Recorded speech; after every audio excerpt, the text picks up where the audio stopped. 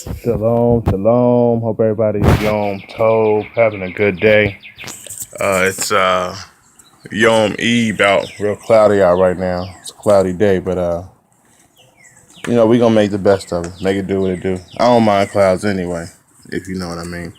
But I covered Genesis 1:1 last week.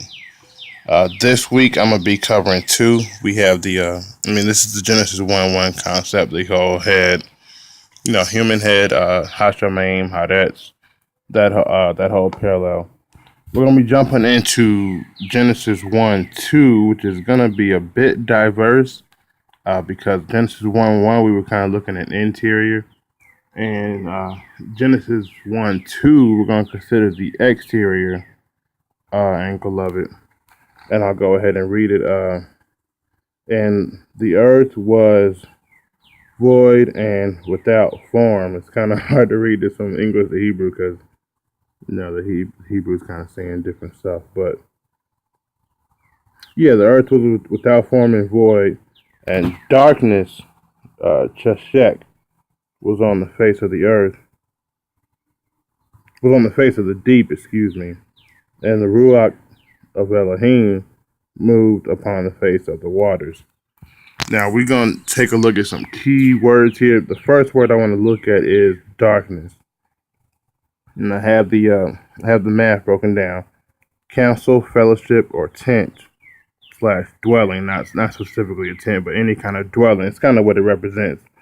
We have the human aspects of it, the council and the fellowship, and then we have the physical aspects of it, of being what it is, like physically, just the tent or the dwelling place. And then we have fire, so council, fire, and then the K at the end of it, the kaf, is going to be a branch or extension. So that's, that could mean like multitudes of it or extensions of whatever's in front of it. So the council of fire is just the extension of that. And interestingly enough, let me see if I can find it right here. We have the Chet and the Sheen is H2814. And I didn't write that down, but what it actually means is hush if you look it up in the Strong's Concordance.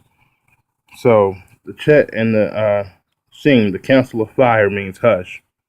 And when you think about that, when it's talking about darkness is on the face of the earth, face of the deep. So you have hush, you have Chet Sheen, which means hush, and then you have an extension of that. So you have silence. Basically, you have silence upon the face of the deep. And really looking at the two characters, I'm going down here. This is a kind of little pictograph symbolistic thing I drew of a Chet, and then you have the fire inside of it because the Sheen equals fire. So inside the tent inside the fire inside the tent you have the fire. And that's interesting enough because you think about it at nighttime, if you're looking over a city or over a neighborhood or anywhere there's established buildings, what are you gonna see? You're gonna look in the building and you're gonna see light. And it sounds simple enough, but that really popped as a revelation in my mind. And I was like, wow. Because we think darkness, and when we think about the English concept, we think darkness as in it was pitch black outside. And like I said before, that Genesis 1:1 is not the point blank beginning of things.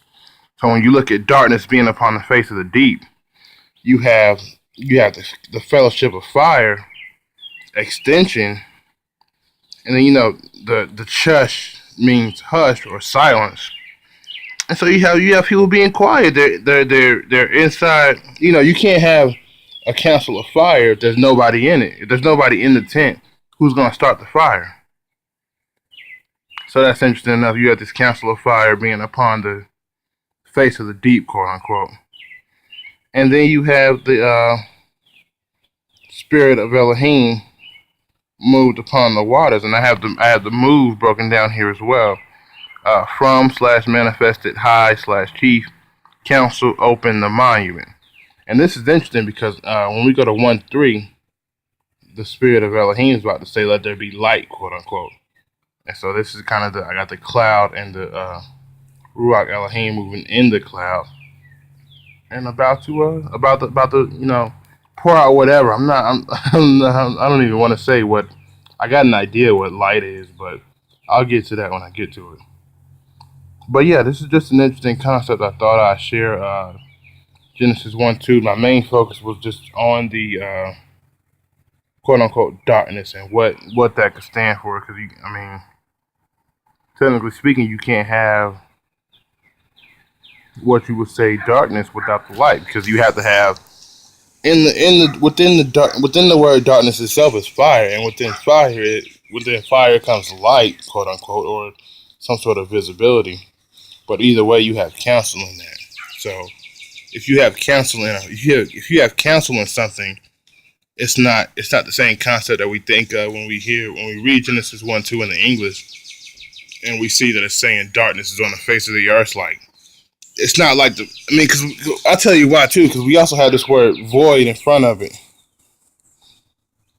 and we kind of get the concept of emptiness or whatnot. But really, void is saying in reflection, in image join, bahu, in or house image join. So that's not even. I'm not going back to English, but that's not even what we understand as void. But I just thought I'd show that because that's a real interesting concept to me. It kind of hit me pretty heavy. Excuse the amateuristic drawings. I'm gonna link with somebody soon, and we're gonna see what they do on a more professional level. But for now, I'm just kind of sharing as it comes to me, and just trying to spread the understanding of things. And one other thing, we have at the end where the spirit of Elohim moved upon the face of the waters. Waters is not always talking about physical waters, and I have an example down here, Isaiah 48. Listen to me, you who come from the waters of Judah. So it's not always saying, hey, physical water, H2O. It's not always talking about that. And I put a post up about Shamaim. I put a picture up about it on Facebook. Shamaim being the ignition or ignite the manifested rivers, basically. And that could be what stars are, or even the sky is. But that's a whole nother concept. But anyway, I just thought I'd drop this off. Shalom, and I'm actually finding myself going in order. Now I'm on Genesis 1:2. So maybe I'll get to 3, and I'll definitely share that when I get it out. Shalom.